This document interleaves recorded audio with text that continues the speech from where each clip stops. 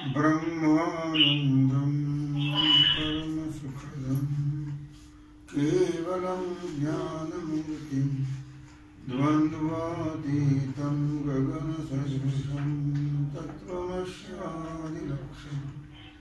एकं नित्यं विमलमचलं सर्वदेशाक्षिभूतं भावातीतं त्रिगुणरहितं सद्गुरुं तन्नमामि।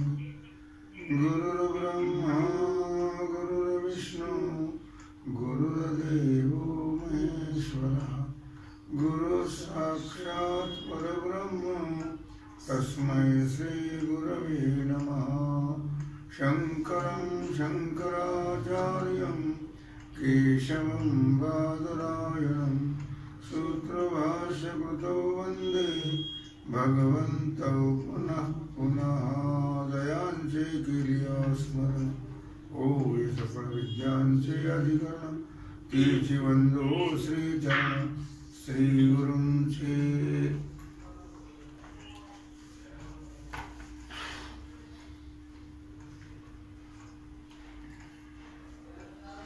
श्री गणेशाय नमः, श्री कृष्णाय नमः, श्री गुरुभ्यो नमः।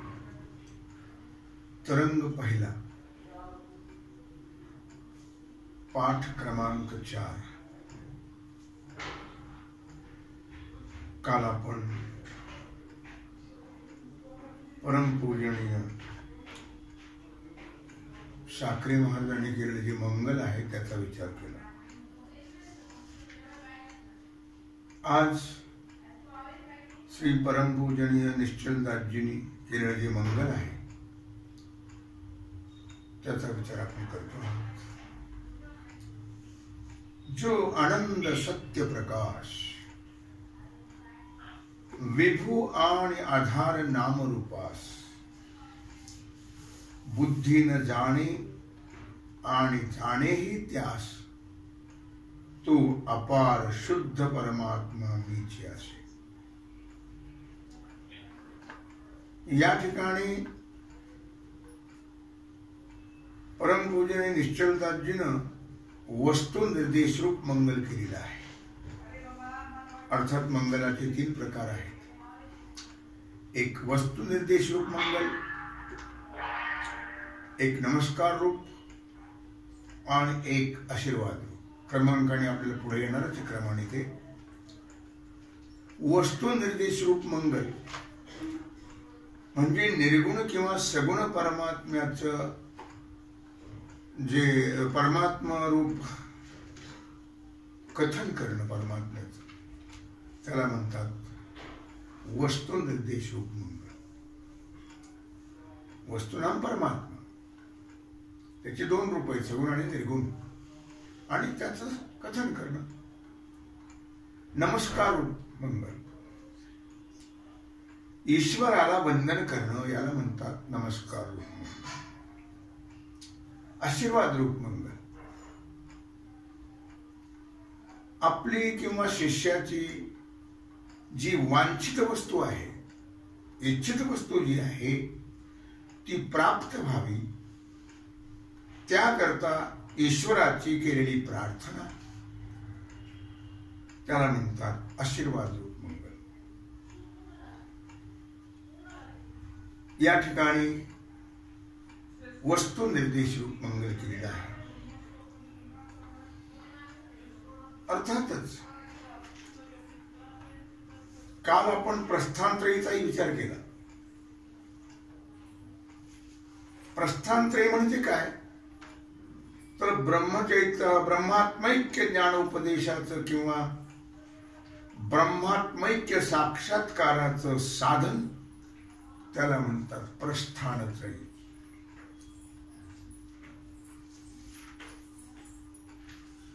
आज वस्तु निर्देश रूप मंगल जो आनंद सत्य प्रकाश विभू आणि आधार नाम रूपास, जो परमात्मा कसा आहे सत्य। सत्य म्हणजे त्रिकालाबाधित, सत्य तू विठ्ठल कागा झालेला जगदाकार. परमात्माच एक सत्य आहे, बाकी सर्व ब्रह्मसत्य जगन मिथ्या. जीव ब्रह्मैव नापरा असं म्हटलेलं आहे. त्रिकालाबाधित, तिन्ही काली ज्याचा बाध होत नाही, भूत भविष्य वर्तमान किंवा भूत वर्तमान आणि भविष्य या काळात त्याचा बाध होत नाही, त्याला म्हणतात सत. त्याचप्रमाणे चित म्हणजे प्रकाश. परमात्मा हा ज्ञानस्वरूप प्रकाश रूप आहे आणि आनंद रूप आहे. त्याचप्रमाणे विभू, विभू म्हणजे व्यापक आहे. हरि हा व्यापक सर्वगत, हा तो मुख्यत्वे सिद्धांत. परमात्मा सर्व व्यापक आहे. आधार नामरूपास, नामरूपात्मक असणारं हे जगत, त्याला आधार असणारा परमात्मा, त्याचं अधिष्ठान परमात्मा आहे. बुद्धी न जाणे आणि जाणेही त्यास, तो अपार शुद्ध परमात्मा मीच असे. अर्थात अशा प्रकारे परमात्मा व्यापक असून या नामरूपात्मक जगताला आधार आहे, अधिष्ठान आहे. पण परमात्म्याला बुद्धी विषय करून जाणत नाही. तथापि महावाक्यार्थ बोधापासून उत्पन्न झालेली जी अहम ब्रह्मास्मी इत्याकारक बुद्धी, ती मात्र ब्रह्मस्वरूपाच्या ठिकाणी असणाऱ्या अज्ञानाची निवृत्ती करते आणि म्हणून त्याला बुद्धी जाणते असाही व्यवहार होतो.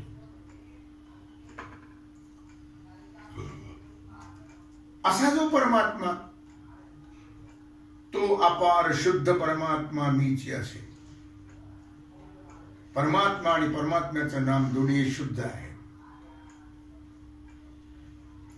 नामनामीचा अभेद आहे. असा शुद्ध असणारा परमात्मा तो मी आहे.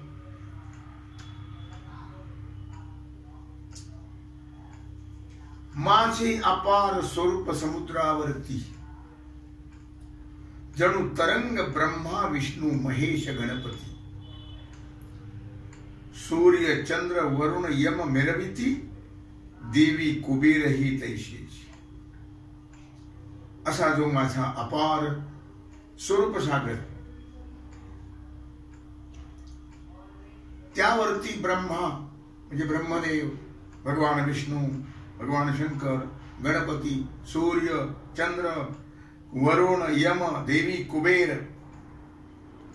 या सर्व मोठमोठ्या देवता आहेत. त्या जणू काय त्या स्वरूप सागरावरच्या लाटाच आहेत. या सर्व देवता आणि मनुष्यातील जे प्राणी आहेत, जीव, त्या लहान लाटा आहेत. अर्थातच जो सर्वज्ञ आणि दयाघन, अर्थात देवी कुबेरही तैशीची. कुबेर देवी सगळेच ह्या लहान लाटा आहेत मोठ्या. आणि जो सर्वज्ञ आणि दयाघन, परमात्मा कसा आहे? सर्वज्ञ आहे. जीव अल्पज्ञ आहे, अल्पशक्ती आहे, परिच्छिन्न आहे, मर्यादित. आणि परमात्मा मात्र सर्वज्ञ, सर्व व्यापक आहे. जाणे अंतरचे सकळ नारायण, त्याला सर्व कळतं, तो सर्वज्ञ आहे, ज्ञानस्वरूप आहे आणि अत्यंत दयाळू आहे. संत आणि भगवंत हे दोनच दयाळू असतात.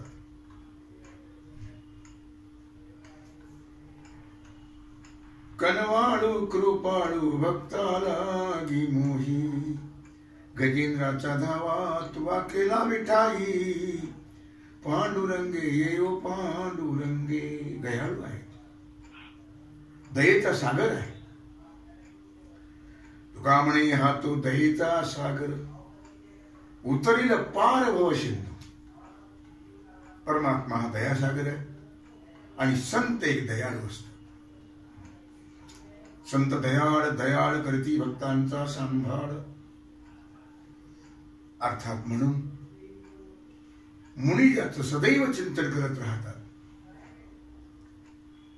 भक्त साधू संत ऋषी मुनी ज्याचं अखंड चिंतन अखंड ध्यान करत राहतात.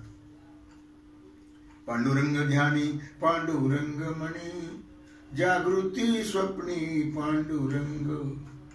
सतत तेच, दुसरा विषय नाही. विषय तो त्यांचा झाला नारायण. अशा परमात्म्याचं माझ्यात म्हणजे माझ्या मिथ्या बुद्धीमध्ये माझे म्हणजे परमात्म स्वरूप जो मी, त्याचं त्या मिथ्या बुद्धीत भान होत, त्या परमात्म स्वरूपाचं. कारण बुद्धी ही पंचमहाभूताच्या सत्वांशापासून बनलेलं हे अंतःकरण आहे आणि ते आरशासारखं शुद्ध आहे, स्वच्छ.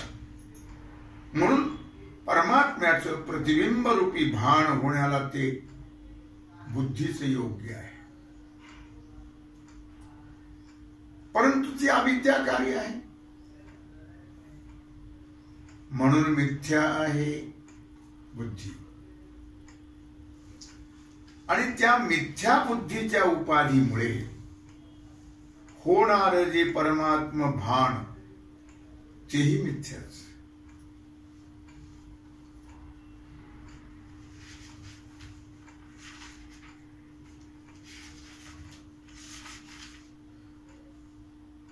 जयाचे आज्ञाने भासे जगत,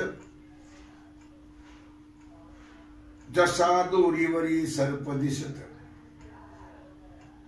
वास्तविक जर विचार केला तर सगळीकडे परमात्माच व्यापलेला आहे, परमात्माच आहे.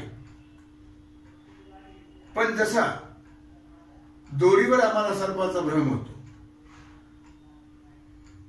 त्याप्रमाणे अज्ञानामुळे आम्हाला परमात्मा अधिष्ठानावरती किंवा परमात्म्यावरती अज्ञानामुळे जगत भासत. रज्जू सर्पाकार भासिये जगदंबर. पण तसा जर विचार केला तर दोरीच्या ठिकाणी सर्प नाही आणि परमात्म्याच्या ठिकाणी जगत नाही. जगतात परमात्मा आहे, परमात्म्यात जगत नहीं. जगदेव हरि हरिदेव जगत, जगतो हरितो नहीं भिन्न बपो. जे जे दृष्टि दिशे ते ते हरि रूप, पूजा ध्यान जप त्याशी नाही, हरिमुखी गाता हरपणी चिंता. जिकडे पहावे तिकडे बाई हरी वाचुनी दुजे नाही. अर्थात तो सर्व ठिकाणी परमात्मा व्यापलेला आहे. उदाहरणाप्रमाणे ज्याप्रमाणे दोरीच्या ठिकाणी सर्प नाही, जगत परमात्म्याच्या ठिकाणी जगत नाही. ते तो स्वतंत्र आणि स्वयं ब्रह्म मीची असेल. असा जो स्वतंत्र जीव हा परतंत्र आहे, कारण पारतंत्र्य जीवाच्या ठिकाणी, पण परमात्मा स्वतंत्र आहे. तो परमात्मा मी आहे. पुण्य पुरुषी सदैव निष्काम. आणि म्हणून पुण्यवंताने, कारण सर्वांच्या मुखामध्ये भगवंताचं नाव येत नाही. बहुत सुकृताची जोडी, म्हणूनही विठ्ठली आवडी. तिळ तिळ पुण्य साचा पडे, तरी हे बहुता जन्मी जोडे. नाम तुझे वाचेशी आतुडे, समागम घडी संतांचा. खूप जन्माची पुण्य लागते मुखात देवाचं नाव येणे का. म्हणून पुण्य पुरुषी सदैव निष्काम. म्हणून पुण्यपुरुषाने, पुण्यवंताने अखंड भगवंताचं नाम निष्काम भावनेने घ्यावं, निष्काम भावनेने भगवंताचं भजन करत राहावं. त्यामुळे काय होतं, अध्यात्माचा बोध होतो, आत्मज्ञान होतं, आपल्याला आत्मबोध होतो. म्हणून भजावा राम, म्हणून नित्य भगवंताचंच भजन करा. जिबले तुला काय धंदा, नित्य भजावे गोविंदा. नित्य भगवंताचं भजन करत राहा. त्यामुळे अंतकरण शुद्ध होतं आणि त्या शुद्ध अंतकरणामध्ये बोध प्राप्त होतो. आत्मबोध, परमात्मबोध, ब्रह्मबोध. तो मीच आहे आत्मास आप्त काम. आणि अशा प्रकारे तो आप्त काम असणारा परमात्मा मी आहे. कळलं? नचलदाजी म्हणतात की तो परमात्माच मी आहे असा माझा दृढबोध असल्यामुळे आता मला नमस्कार करण्याला दुसरं काही उरलंच. आता कोणाला नमस्कार करायचा? फक्त एकच परमात्मा. एको देव सर्वभूतेषु गूढः. एकच परमात्मा आहे. दुसरं कोणी राहिले नाही नमस्कार करायला, दुसरं नाहीच आहे कोणी. मग मी नमस्कार कोणाला करायचा? आता निश्चलदाजी म्हणताय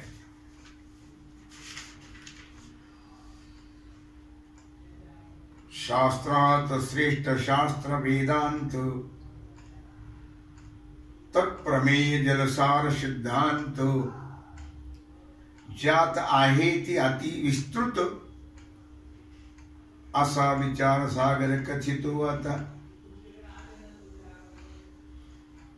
परमपूज्य निश्चलदाजी म्हणतात शास्त्रात श्रेष्ठ शास्त्र वेदांत. सर्व शास्त्रामध्ये वेदांत शास्त्र श्रेष्ठ आहे. म्हणून नित्य त्यातच चिंतन करत राहावं. वेदांत भगवान शंकराचार्य म्हणतात वेदांत शास्त्रेषु सदा रमन्तम. दुसरा विषय नाही, दुसरा विचारच नाही. तत्प्रमेय जलसार सिद्धांत. आणि त्या वेदांत शास्त्राचे जे प्रमेय आहेत तेच कोणी एक जलाचं सार असणारे सिद्धांत आहे. जलसार सिद्धांत अर्थात अद्वैत शास्त्रामध्ये परमात्म्याशी म्हणजेच ब्रह्माशी म्हणजे आत्म्याशी आपला अभेद प्रतिपादन करणं हेच खरं आहे श्रेष्ठ मंगल.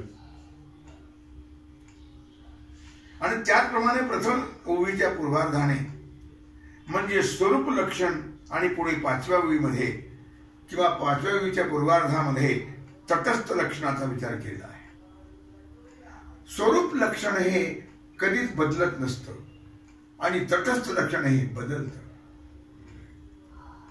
तटस्थ हे ध्यान विटेवरी असं म्हटलेलं आहे. अर्थात उत्तरार्धात ओवीच्या अभिन्नत्व सांगितलेलं आहे. ग्रंथकाराच्या मंगलाचरणाचा अर्थ थोडक्यात त्याचा विचार सांगितला आणि तो आपल्याला कळला सुद्धा. तथापि थोडक्यात त्याचे व्याख्यान केलेलं आहे. आता या 6व्या ओवीत आपण चाललेल्या 6व्या ओवीमध्ये ग्रंथ करणारा जो आपण ग्रंथ तयार करणार आहोत त्याचं स्वरूप आणि नाव सांगत आहे.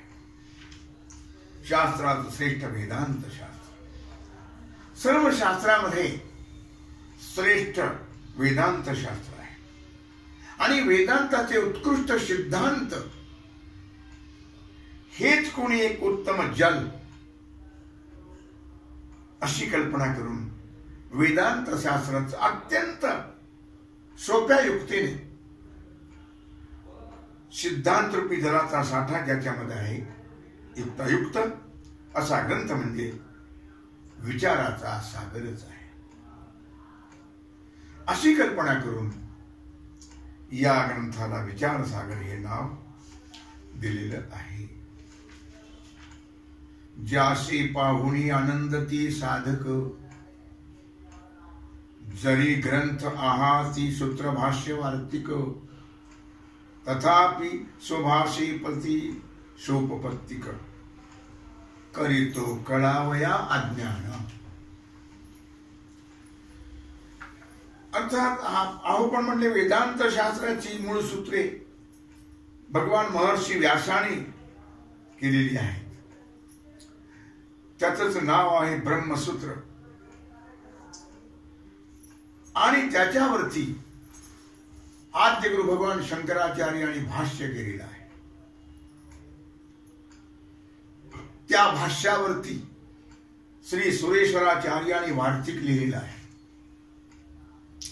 असे सूत्रभाष्यादी वेदांत शास्त्रावर मोठमोठे ग्रंथ असताना तुमचा विचार सगळे झाला असं कोणी म्हणण्याची शक्यता आहे. अशी शंका घेऊनच 7व्या उवीच्या उत्तरार्धाने निश्चलदासजी त्याचं समाधान सांगतायत की सूत्रभाष्यादी ग्रंथ आहेत त्याच्याबद्दल वाद नाही. मोठमोठे ग्रंथ आहेत वेदांत शास्त्राचे, खूप विस्तृत आहेत, उत्तम आहेत, पण ते सगळे संस्कृत भाषेमध्ये आहे आणि संस्कृत भाषा सर्वसामान्याला कळत नाही. ब्रह्मबोधाची तर तळमळ आहे, इच्छा आहे, जिज्ञासा आहे. कै मी उद्धार पहावेन, कै कृपा करील नारायण, ऐसे तुम्ही सांगा संत जन, करा समाधान चित्त माझे, कै हे खंड येईल कर्म. असे भाग्यवान जिज्ञासू आहेत, कळण्याची तळमळ आहे. अशा अर्थात त्यांच्याकरता परमपूज्य निश्चलदासजी म्हणतात मी हिंदी भाषेत स्वभाषेमध्ये हा ग्रंथ करीत आहे. याच्यावर थोडी शंका निर्माण होते की हिंदी भाषेत सुद्धा काही ग्रंथ आहेत पुष्कळसे. पंजाबातले मनोहरदास निरंजनकृत शतप्रश्नी नावाचा ग्रंथ आहे त्यांचा मोठा. शतप्रश्नी आहे, ज्ञानमंजिरी आहे, ज्ञानचूर्ण आहे, असे वेदांतावर मोठमोठे 5 ग्रंथ आहेत आणि त्याला पंचभाषा असं म्हटलेलं आहे. त्याचप्रमाणे साधू माणिक्यदासकृत माणिक्यबोध नावाचा ग्रंथ आहे, आत्मबोध ग्रंथ आहेत किंवा माणिक्यबोध आणि आत्मबोध असे म्हणा. मग तो एवढे मोठमोठे ग्रंथ आहेत मोठमोठ्या शास्त्रकारांचे, बुद्धिवंतांचे, मग तुमचा विचार झाला कशाला अशी शंका उत्पन्न होणं साहजिक आहे. त्याचं उत्तर असं आहे, वरील ग्रंथ हे हिंदी भाषेत आहेत खरे, तथापि पंचभाषातील जे ग्रंथ आहेत त्या ग्रंथातल्या ज्या प्रक्रिया आहेत, ज्या सरणी रीती आहेत, प्रक्रिया म्हणजे सरणी रीत, त्या काही अंशामध्ये शास्त्राप्रमाणे आहेत आणि काही अंशामध्ये शास्त्राच्या विरुद्ध आहेत. त्याचं कारण आहे. शास्त्र विरुद्ध प्रक्रिया का? तर त्या कारण असं की या ग्रंथकाराने ग्रंथ श्रवण करून आणि ते ग्रंथ केलेले आहेत, ऐकून. मग श्रवण करत असताना मनोहरदासांना जेवढ्या अंशामध्ये यथार्थ बोध झाला तेवढ्या अंशात शास्त्र विरुद्ध प्रक्रिया लिहिली गेलेली नाही. पण जेवढ्या अंशात त्यांना यथार्थ बोध झाला नाही तेवढ्या अंशात मात्र त्या प्रक्रिया विरुद्ध लिहिल्या गेल्या. तसे आत्मबोधादी ग्रंथ आहेत, त्याच्यात सुद्धा वेदांताच्या प्रक्रिया पूर्ण नाही आहेत आणि म्हणून त्या ग्रंथाच्या अध्ययनामुळे सूक्ष्म निसंदेह बोध होत नाही, निसंशय बोध होत नाही. सूक्ष्म म्हणजे आत्मबोध, हा सूक्ष्म बोध आहे. आणि आमच्या विचारसागरामध्ये वेदांताची संपूर्ण प्रक्रिया शास्त्राप्रमाणेच आहेत. कुठल्याही ठिकाणी आमचा विचारसागरातल्या प्रक्रिया विरुद्ध शास्त्राच्या नाही आहेत. अर्थातच त्याचप्रमाणे आत्मज्ञान उपयोगी जी काही तत्व आहेत त्याचं विस्तारपूर्वक निरूपण याच्यामध्ये केलेलं आहे. आणि म्हणून सर्व भाषा म्हणजे हिंदीकृत ग्रंथापेक्षा विचारसागर ग्रंथ हा उत्तम आहे बाकीच्या इतर ग्रंथापेक्षा, आणि म्हणून तो सफल आहे. कोणताही ग्रंथ करण्याचे पूर्वी अनुबंध चतुष्टय कळल्याशिवाय विचारवंत पुरुषाची प्रवृत्ती होत नाही. अनुबंधाला फार महत्व आहे.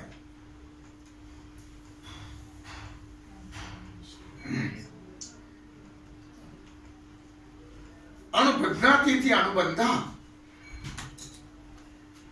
ज्याच्या मुख्य ज्ञानाने ग्रंथामध्ये प्रवेश होतो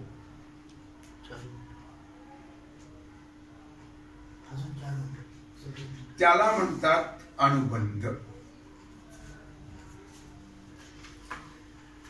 अर्थात अनुबंध म्हणजे चार प्रकार त्याच्यामध्ये. अनुबंध चतुष्टय, चार: अधिकारी, विषय, प्रयोजन आणि संबंध. याला अनुबंध चतुष्टय म्हणतात. प्रत्येक जीवाच्या ठिकाणी,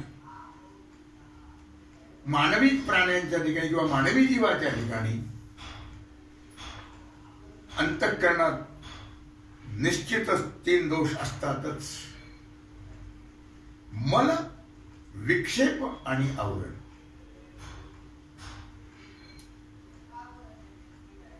निषिद्ध कर्म करण्याच्या वासनेवरून अंतःकरणातल्या मलदोषाचा म्हणजे पापाचा निश्चय होतो. ज्या अर्थी वाईट कर्म करतो त्या अर्थी याच्या ठिकाणी पाप आहे.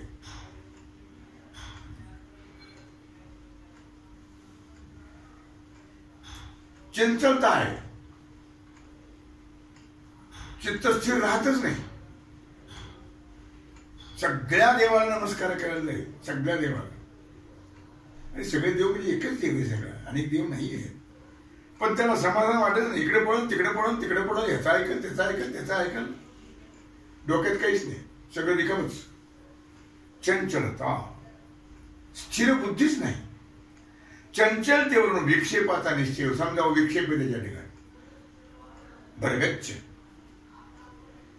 आणि देहाधिक पदार्थांच्या ठिकाणी देहाला मी म्हणतो, देहादी संबंध, देह संबंधितला माझे म्हणतो. मी आणि माझी बुद्धी होणं यावरून अज्ञानाचा म्हणजे आवरणाचा निश्चय होतो. समजा आवरण आहे, मी देह नाही आणि देह संबंधी माझे नाही आहेत,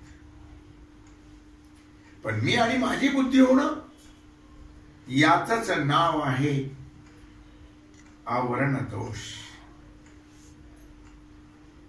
अर्थातच निश्चित कर्म, वेदविहित निष्काम कर्म उपासना या तीन उपायाने मल, विक्षेप, आवरण या दोषाची निवृत्ती होते.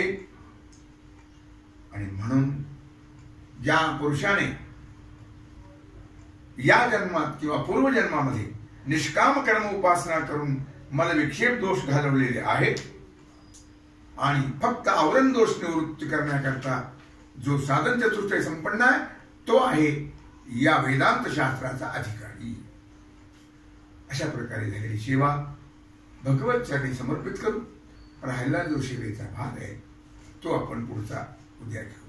कुंडलिक वरदे श्री ज्ञानदेव तुकाराम, पंढरीनाथ भगवान की जय. सद्गुरु ज्ञानेश्वर महाराज की जय. सद्गुरु जोग महाराज की जय. सद्गुरु साखरे महाराज की जय.